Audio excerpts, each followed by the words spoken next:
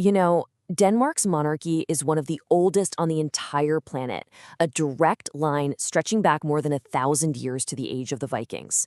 But this isn't just some story about kings and queens. It's a saga about incredible national resilience. And in this explainer, we're going to dive into how they pulled it off.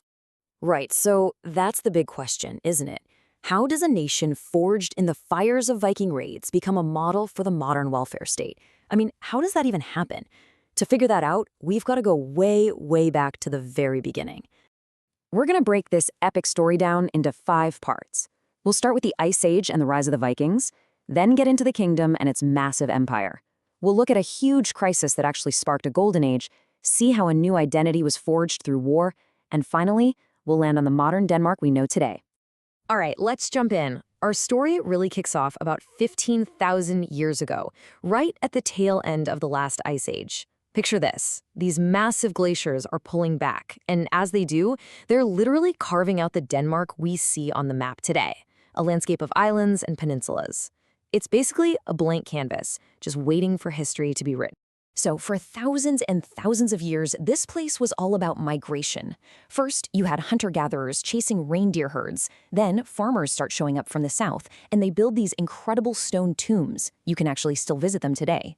After that comes a cultural boom during the Bronze Age, and eventually, around the 6th century, the tribes who would become the Danes arrive. But really, it's what came next that put Denmark on the map for good.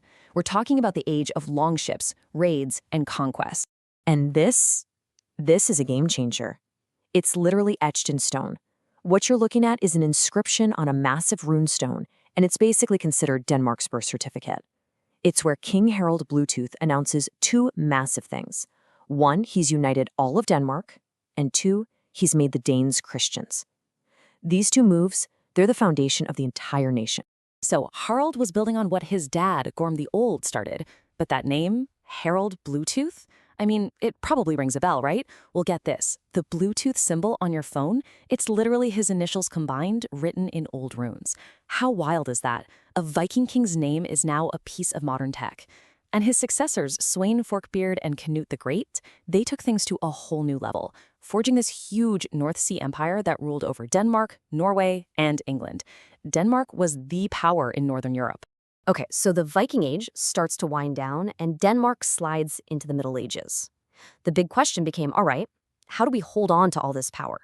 Especially with new rivals popping up, all fighting for control of the Baltic Sea. And the absolute high point of Danish power? That came in 1397, and it was all thanks to one person, the incredibly clever Queen Margaret I. I mean, through some seriously brilliant political moves, she managed to create the Kalmar Union. This united all of Scandinavia. We're talking Denmark, Norway, and Sweden all under one ruler. And Copenhagen, it became the capital of this massive northern empire. But being on top means everyone is coming for you. For centuries, the main event was this constant fight for control of the Baltic Sea. You had the Danish crown trying to centralize everything and cash in on all that sweet trade money. And on the other side, you had their biggest rival, the Hanseatic League. Think of them as this powerful club of German merchant cities who were not about to let go of their trade monopoly. Then the 16th and 17th centuries roll in, and they bring some huge changes.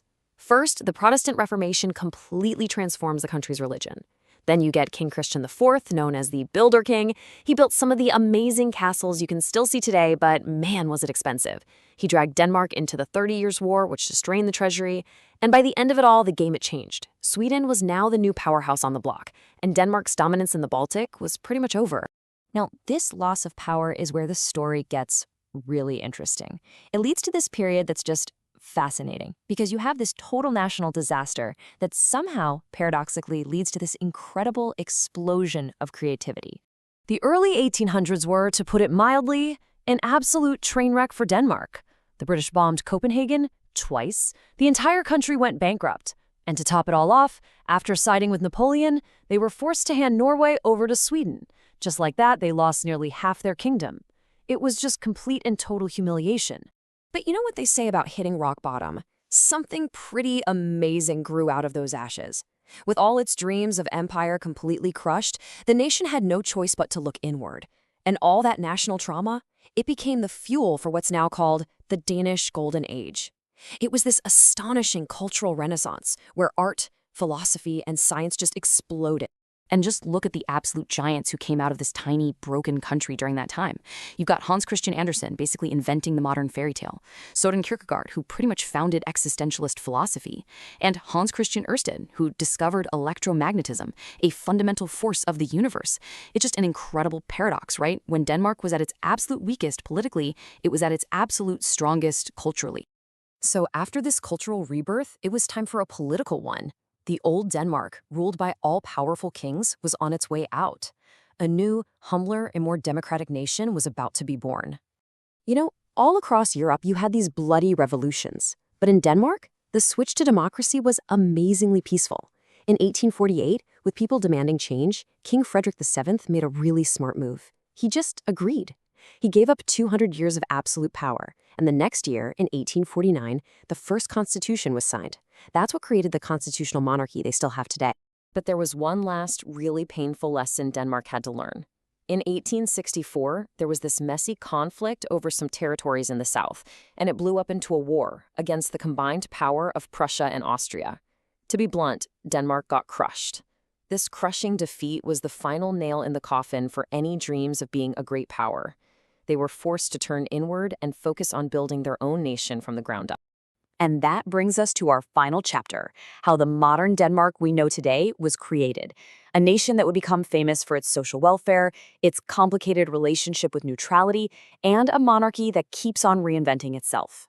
So Denmark managed to stay neutral in World War I, but there was no escaping the hurricane of World War II. Germany occupied the country in 1940, and while the official government collaborated, a powerful resistance movement started growing in the shadows. And in 1943, that resistance pulled off one of the most incredible, most defiant acts of the entire war.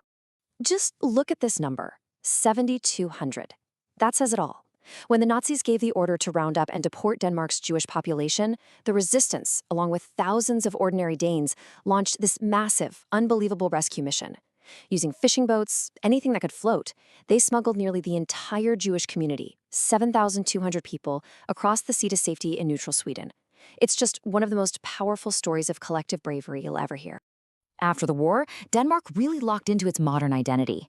It ditched neutrality and became a founding member of the UN and NATO. It fine-tuned that famous Nordic welfare state, creating one of the most equal societies in the world. They've always been social pioneers. They were the very first country to recognize same-sex partnerships way back in 1989. And that ancient monarchy? It just keeps adapting. I mean, Queen Margaret II's historic abdication in 2024 just shows how it continues to evolve with the times. So what's the big takeaway here? When you look at the whole story, from a Viking empire that once conquered England, to suffering crushing defeats, to having this incredible cultural rebirth, to building a world-famous welfare state, Denmark's history is just a masterclass in how to adapt. It's a powerful lesson in how a country can find its true strength, not by building an empire, but by building a community. So after 1,000 years of constantly reinventing itself, you have to wonder, what's next for this ancient and incredibly resilient kingdom?